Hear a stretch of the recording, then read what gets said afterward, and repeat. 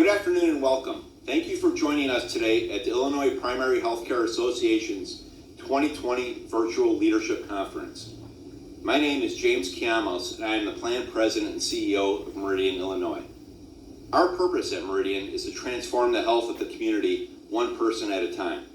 I've been working with many of you for years, and I'm proud how well payers, providers, and the state have pulled together this year to meet the challenge and address the needs of our members and patients. Federally qualified health centers play a critical role in delivering care to residents of Illinois, and we deeply value the relationship. Please join me in welcoming our keynote speaker, Kareem Abdul-Jabbar. Kareem is a global icon that changed the game of professional basketball. In addition, Kareem is a New York Times best-selling author, historian, and U.S. cultural ambassador. A sought-after speaker, I'm sure you'll enjoy Kareem recounting his journey from street ball player to successful professional athlete, author, producer, and community activist. Kareem, over to you.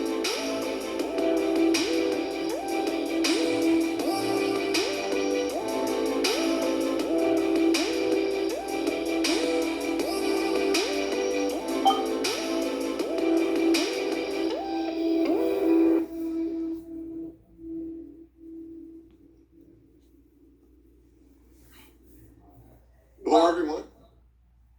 Welcome, Kareem, to the IPHCA Annual Leadership Conference. We are so excited to have you. Nice to be here. Great to talk to you. We are thrilled. Your co-moderators today are going to be myself, Sarah Howe, and Mark Sanders. All right, nice to meet you. And nice to meet you. Good to talk with you. Yes. So for our audience, we have a host of really insightful questions that we have prepared for Kareem about social determinants of health, health equity, racial injustice. We want to get your opinions and feedback on community health, and particularly right now in the time that we have in this United States. So if you're ready, we're going to jump right in. Ready for you. All right. Let's start with the fact that your teammates on the Los Angeles Lakers called you a captain. And you are speaking right now to captains of community health centers across Illinois. They are leaders in communities all across Illinois that take care of our population that need health care. What are some things that you learned in your role as a captain that you think could help this group of captains, this group of leaders, as they work towards healthcare equity? Well, I think, the primary responsibility of a captain is to see that all the people on the team have the support and resources that they need to get the job done.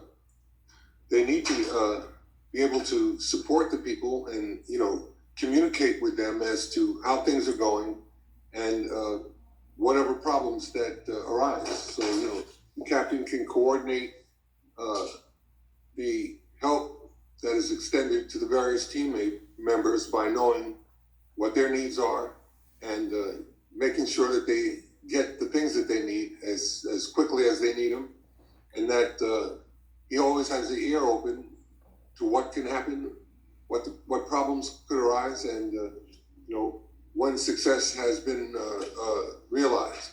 So the captain really is the communication between the various team members that enables them to work efficiently. And thank you so very much. I begin with a gratitude. First for Sarah for inviting me to moderate the closing keynote, and then to you, Kareem Abdul-Jabbar, for all of those years of basketball excellence. I remember in 1971, I was 11 years old, and I watched you and Oscar Roberts win that championship with the Milwaukee Bucks. And the second area of gratitude I want to express to you, and I say it now because I probably won't have a chance to do it later, is that today, October 30th, 2020, you are retiring me from basketball, and I'll take 30 seconds to really explain that. So I always wanted to be a basketball player, cut from the team in 6th, 7th, 8th, and 9th grade, cried. They called me Kareem a crybaby, but I was determined, so I played high school basketball in small town college basketball, Division III. And as you know, the Division III basketball players don't have retirement ceremonies. And So what I'm really grateful about is that none of those guys that teased me when I was cut in middle school will ever have the opportunity to interview you. So I'm grateful for that. And the one thing I want you to know is that in my life, I've only purchased 3 jerseys: Roberto Clemente, Jackie Roosevelt Robinson, and Kareem Abdul-Jabbar.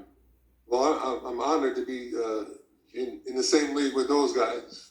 Oh my goodness. I'm very complimented. Thank you. You're the best that ever laced them, and I live in Chicago. I'm telling you the truth. So here's my question.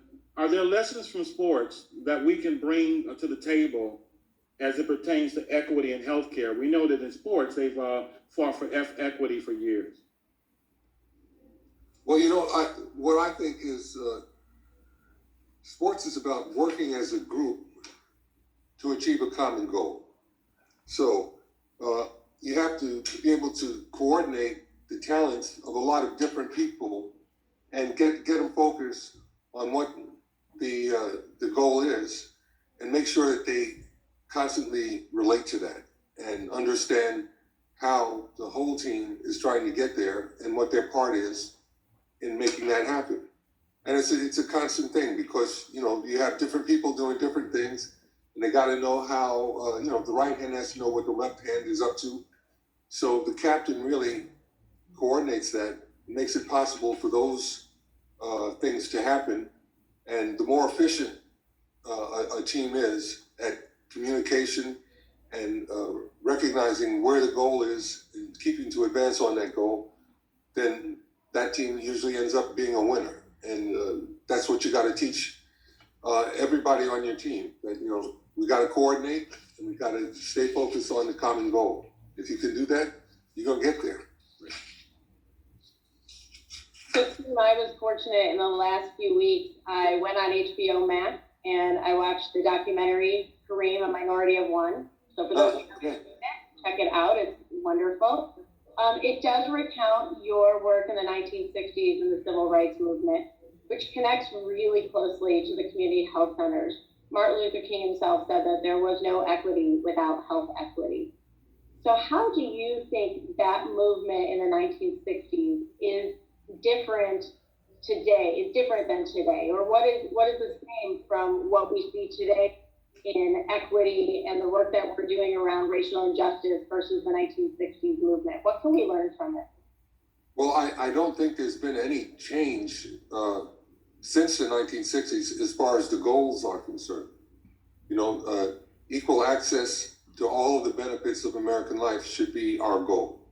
And we haven't achieved that yet. So we have to keep going over what the game plan is and what the goal is. And the goal is to get everybody to the point where they can access all the benefits of American life. Health care, a good job, being able to see your kids in good schools. These are the things that make America stand out, and Americans benefit from this. And we got to get it to the point where all Americans can see themselves as benefiting from this and going on to live the great life that we can live here in America. I think that should be everybody's focus and their goal. And if that's the focus and goal, then we'll get there. And healthcare is essential to this. Because when you're sick, you can't work, you can't study, you can't do the things for your family that need to be done. There's so many things that relate to healthcare. So that is an absolute primary focus. And as long as we recognize that and focus on that, we're going to get there. And Kareem, you wrote a book recently, Coach Wooden and Me, about your 50-year relationship with your college basketball coach, John Wooden. And so this is a 2-part question. And the first part is that he won so many of those NCAA championships in the 1960s. And during that time when young people were rebelling against authority, countercultural revolution, and all kinds of marches and protests like we're experiencing today, racial tension and conflict. What do you see as his keys to success that might be able to apply to equity in healthcare? How did he succeed? Coach Wooden really broke everything down. he often gave us quotes, and one of his favorite quotes was, "Failing to prepare is preparing to fail." And that kind of sums it all. You have to know where you want to go and how to get there. And if you're not prepared to do that, you won't get there. You leave out all the necessary, not all of them, but you leave out crucial elements that will help you achieve success.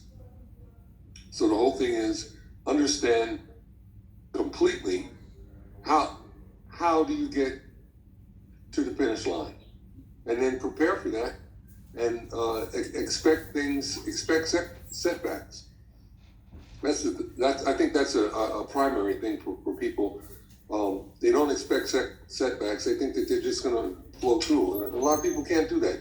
Sometimes it takes repeated efforts to get to the top. But if you know where you want to go and how to get there, and you keep doing the right things to get there, you'll get there. How did he win so much without ever talking about winning? Coach Wooden used a really simple trick to get us to give our best effort, and it was very simple. He just asked us to give our best effort, to understand that we did everything to prepare, and we did not give a shoddy effort. Some people think they're prepared, and when it gets tough, when you have to be determined and not thrown off of the track of achieving a goal, some people just don't have the courage or determination to keep on the course. Thank you. And that's where people fail. They think that, oh, geez, I can't make it. Yeah, you can make it. Sometimes you don't make it the first time. If you keep trying, just like you did when you got to high school, you were on the team because you understood what it meant to fail, and you didn't let that catch up to you again.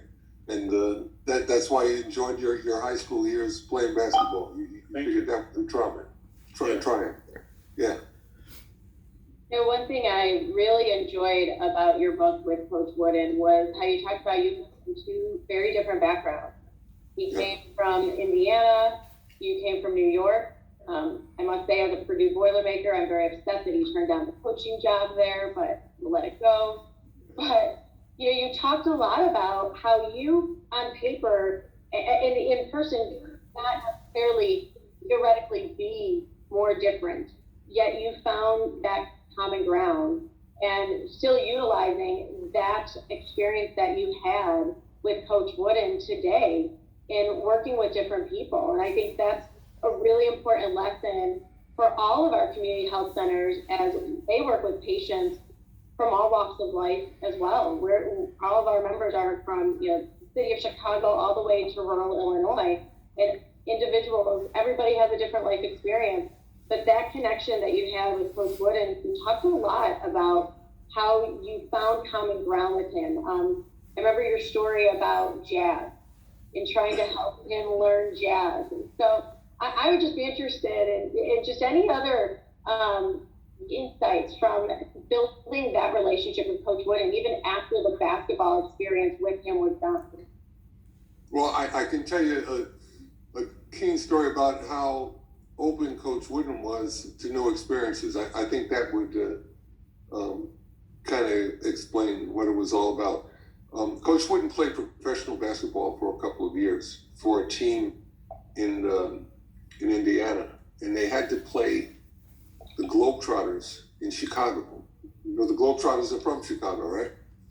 So they played the game, and after the game, Coach Wooden would usually go to the train station, get back down to Indiana, be home, be in his bed at night. He said, but this one night, he said, the food was great. They played at the Savoy on the south side of Chicago. He said, the food was great, and they had Cab Calloway's band. So he and Nell, his wife, he said that we stayed until about 2 or 3 in the morning dancing. He said it's a great experience. And he wouldn't have had that experience if he hadn't, been open to it. South side of Chicago, to some people, was a crazy place. But he said he had a wonderful time and made friends with guys on the Globetrotters. and it expanded his life. It didn't narrow it, and I think that's that type of openness and willingness to share an experience really is something that all Americans get a chance to do and learn, and we get to take on the good experiences of all of our neighbors, not just our families. It expands out to our community, and I think that's what you're doing here, with the community health centers. You're reaching out to the whole community, and you're making an effective effort to take care of them, with healthcare. This is what it's all about. So let me ask you another question. So Hall of Fame basketball player, U.S. Senator Bill Bradley, has talked about sharing a locker room and what that experience means, that how sharing a locker room helps learn the perspectives, as we're talking about learning the perspectives of other people and other teammates. But not every leader has that locker room experience. They don't often get that. How can our current health center leaders position themselves to deeply learn from the communities they serve without having that locker room experience, so to speak? Well, the locker room experience is a wonderful thing because you think of the other guys that you compete against as being Superman, and you find out that they put their pants on one leg at a time, just like you do. There's nothing that gives you an advantage other than the hard work you put in to learn the fundamentals and compete. So you got to understand that, So with Coach Wooden, it was he took every lesson that he learned from his parents and his experience as an athlete, and he incorporated that into how he taught the game and how he guided the lives of young men as a head coach, and he was very successful at that. That was what it was all about for him. He taught people how to succeed at basketball, and they could transfer that success to whatever they did in their lives, their efforts as a parent, as a husband, as a citizen. Which of your experiences shape your views on equity in healthcare? Geez, I think the things that I've read about studies really have affected how I look at healthcare. I'm really in a unique position because two of my sons are involved in healthcare. One is a hospital administrator, and the other one is a physician. And I get a chance to see up close through their lives what the issues are, what the problems can be, and how people can deal with it. And an important thing is to understand that not everybody understands how to use the medical system. My personal experiences really are what enable me to see this. For example, my son that's an administrator, he says a lot of people come in, we have a lot of people here from South America and people that speak Spanish, and they have a certain idea about doctors where they just accept everything they say. And the doctors tell them, well, ask me some questions, and they don't do anything. Well, my son speaks a little Spanish. He's not very fluent, but he speaks a little Spanish. And he asks them, look, do you understand? Is this issue something that's important, or what about this issue? And they didn't know that they could talk to the doctor and ask him questions and hold the doctor more responsible for telling them what's going on and how everything's going to proceed. But when patients are able to communicate with the doctors, their health efforts are usually better conceived and better executed because they know exactly what's going on through this type of communication. So just the ability to talk to people and have them have the confidence in the medical professionals that they deal with, that goes a long way to making it effective and making them feel that someone cares. Thank you. Following on those lines, what recommendations would you have to address some of the mistrust that communities of color may have towards medicine? How, in terms of that patient experience, what would you recommend for our community health centers in that thing? Well, in the Black community, there's a lot of memory about very bad things that have happened. I think of that Tuskegee experiment where they didn't tell Black people infected with venereal disease that they were infected, and they just observed them and let them die to check out what it was with those particular diseases. And they were victimized in that sense. When there's good communication between the caregivers and the patients, that doesn't happen. So the more that we have communication between the medical professionals and the people that they work for, that's going to help. And for people of color, having more healthcare workers that are people of color gives the patients confidence, because they understand that a healthcare worker of color is going to make sure that they get the best results from their efforts, and that kind of confidence goes a long way in making people come back and understand that this experience is a good experience.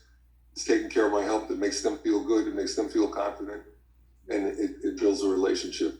And once you build those relationships, they usually last. Like people go out in the community and talk about the experience. Yeah, they talk about the experience, and they let people know that they are getting the best health care. They are getting the cutting edge of whatever it is, whatever their problems are, they're getting the best treatment.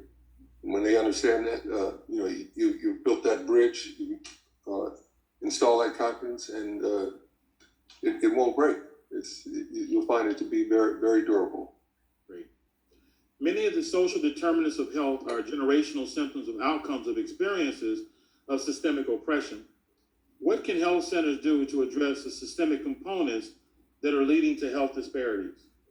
Well, I think the thing that being aware of what the community is going through, the obstacles they face, will help the healthcare professionals do a better job. If they know that people got to go work in a meat packing factory and everybody's on top of each other, and right. They're spreading the COVID, well, you got to do something about that. You got to mask up. You got to move people. That's how you do it. You get their confidence by the communication and the constant back and forth. You don't ever lose contact with the people that you're trying to help. That's a bridge. Again, those bridges they're the ones that keep us together and enable us to move and operate as a community, rather than various individual neighborhoods that don't communicate. Before we go on, I do want to let everybody know that Kareem has offered to take some questions from the audience. Mark and I do have some more. So I did want to give you all the opportunity, if you want to jump into the chat or the Q&A at the bottom of your Zoom. Mark and I will take a look at those questions and try to get them over to Kareem when we get done with some of the additional ones that we have for him. So I want to let everybody know that. Let's talk about fixing racial injustices, utilizing our community health centers. What are some practical steps you think our community health centers can take in fixing racial injustice? I think all the community centers that go to the trouble of understanding what systemic racism is all about, they'll be able to communicate with any of the people that they want to communicate with because of that understanding. So just familiarize yourself with all the things that systemic racism contains. The denial of opportunity, people who don't have a good educational background trying to understand things. It might take a little bit more time to explain things to them. The fact that people don't understand how to use the healthcare system efficiently is it is a problem. So educating people and letting them know that you care, that's what it's all about. It's as simple as that. The effort to reach out to the community and letting them know that, hey, we have the best healthcare here. Come on in and check it out. What's your problem? That will absolutely open the doors, and that type of communication is awesome, and that's what you want. Do you believe that hospitals and clinics have a responsibility to address equity in healthcare and social determinants of health at the same time? And if yes, what would that look like? I think they can do that. They can do that at the same time. But in order for them to do that, they have to know what the issues are. So again, ignorance about what the community is dealing with is not going to help the healthcare process. They have to understand what the community has to deal with on a regular basis. Sometimes they can't get to where the services are offered. I can't get from where I live to the hospital or the clinic or whatever. Maybe we can make some adjustments. Organize rides, organize the people to reach out and find out where people who need help are. It takes that initially, but once you establish the communication, it works. And also, anytime that they have a chance to visit various communities and get more insight into what the issues are, again, that knowledge will help them be as efficient and effective as they want to be. Actually spending time in the community. Yeah. Okay. We do have a couple audience questions that have popped up. The first one is from Nita. She said, how do we get beyond our own implicit bias that negatively influence our communication or engagement with patients? I have a very simple solution for that. I tell this to everybody. Just make friends with somebody that doesn't look like you. And find out what their issues are, and you will have learned something, and you will be able to communicate with other people that don't look like you. All of a sudden, you build momentum when you do that. And we find out that even the people that don't look like us have the same thoughts and desires and joys and sadnesses, and I think that's how communities are built. So just take that track, and you will get there. Absolutely. Alyssa has posed another question. Many in healthcare are feeling exhausted now, facing COVID and the challenges of racial injustice. Could you speak a bit on the lessons you've learned on endurance through fatigue in your career, both in advocacy and athletics? Well, in advocacy, you have to have the patience to wait until the other side understands what your issues are. And that side is probably waiting for you to understand their issues. So that cross communication between two opposing or two different means of thought, when you get that communication, you're able to move forward, and you understand what the problems the other side is trying to solve, and they understand what problems you're trying to solve, and that's how you reach common ground. So the effort to reach common ground is so essential to all of this, and you have to realize that we all want the same thing: health, education, economic opportunities. That's what it's all about, and that's what everybody wants. So let's try to help each other. That's what it comes down to. Okay. We will wait and get a few more questions from the audience. I think, Mark, you have a couple, and back to some audience questions. Yeah, so do you want to go to the next one? Sure. Sure. Okay. Steve Francis says, what was it like in the NBA as more and more players came from overseas countries? In the NBA, challenges that we see reflected in immigration challenges today. It was interesting to me to see basketball players from overseas come into the NBA because for so many years, basketball wasn't popular worldwide. And all of a sudden it became popular. I didn't see it happen. It happened on my watch too. I came into the league in 1969. There were very few foreign players. When I left in 1989, we had players from Iceland and Detlef Schrempf from Germany, and all of a sudden the guys were coming from a lot of different places. But I think that really just was a result of the popularity of the sport, especially after the 1992 Olympics. I think that the dream team kind of got to everybody's imagination, and all of a sudden we ended up with great players from overseas that nobody expected. But I think that's just the appeal of the sport, and I think that's going to be a trend. It will continue because basketball is a very accessible game. People all over the world can get to learn how to play it without too much trouble. So we'll see a lot more of that. Great. Yeah. Okay. Mark, did you want to jump in, or you want me to? Yeah, so here's the question. Given the legacy of trauma that many communities of color have endured, ranging from slavery, massacre, discrimination, police brutality, community violence, gang violence, how can community health centers become safe zones to promote physical, emotional, and mental health healing?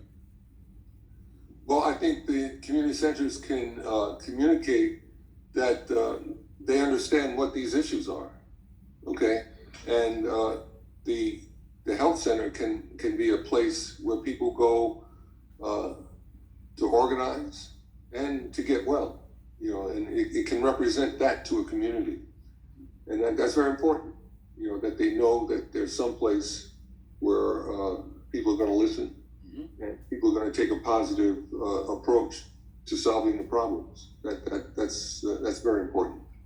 Someone put a question in chat. Says, with your knowledge, your role as captain, they're wondering as leaders, how do they motivate their staff during the time of COVID-19? Well, I think during COVID-19, they have to the captains have to let the people on their team know that they're going to be supplied with everything they need to have an effective ability to deal with the COVID thing. And because of the leadership of our country has abandoned any effort to deal with it, we're going to have to deal with community efforts until we hopefully get a different national leadership that will be able to organize all of America effectively. So for the time being, we have to rely on the community to deal with that. But hopefully we get some new national leadership that'll change. I have a question from our president and CEO, Jordan Powell. He would like to know, what do you think is the role of professional athletes in addressing racial and social inequities in America today? Well, I think we have a great example here in Los Angeles. Our star player is LeBron James, who is very involved in all of these issues. Voter suppression, discrimination, the fact that the justice system doesn't treat us equitably. And he, like so many other athletes, can speak out to these issues and let people know what's going on. I think that is a great thing that athletes can do. People can rally around the fact that they are pointing out what the importance of this issue is all about. Someone told LeBron to shut up and dribble. And he told them they didn't know what they were talking about in no uncertain terms. And it really enabled everybody to feel better about LeBron and what he was doing, because they understood where he was coming from. So, you know, our sports heroes a lot of times are regarded with more, they're regarded higher than some kids' parents. Some kids look at sports stars right after they look to their parents for inspiration and guidance. So I think sports stars can do a very positive job, especially the ones that are aware of what's going on. I feel that I'm one of those people. I try to live up to that responsibility. That reminds me of, you pointed out in your book with Coach Wooden that he would say to you at the end of practice every night, don't go undoing all the hard work by making a bad choice tonight. And that, again, that goes back to that role model. He lived it. You know, it wasn't something that he didn't do. You know, some coaches tell you what to do and then they don't do it. Coach Wooden, he walked it like he talked it, and we had to respect that. The questions are coming in, as you might imagine, fast and furious. I think we've got maybe about, 25 more minutes with you. So we will keep posing them as you're willing to take them. Rapid fire, we're going to shoot them at you, just like a rapid fire pass. Okay. You've had amazing experiences both on and off the court during your lifetime. What is an event or an experience that surprised you, or what do you think you would never achieve or witness that you did? Well, since I've retired, I've taken up writing, and you know, I write articles and columns I write for the Hollywood Reporter, LA Times, and the Guardian, and I've been surprised. I've won Columnist of the Year award 4 or 5 times. 5 times in the past couple of years. I never expected that. It's been wonderful. It's been a good experience. You wrote the book, the summer that you spent on a reservation, Native American reservation, as the basketball coach. Yeah. What lessons that you learned there about connecting with cultural groups as someone from the outside coming in? Well, you know, it was interesting going. I coached at the White Mountain Apache Reservation, and the interesting thing for me was all the problems that the kids had to deal with were just like the problems in the inner city. And we're talking about seriously rural Arizona. I mean, these people live up in a pine forest, and you know, they have a little town, but they've been able to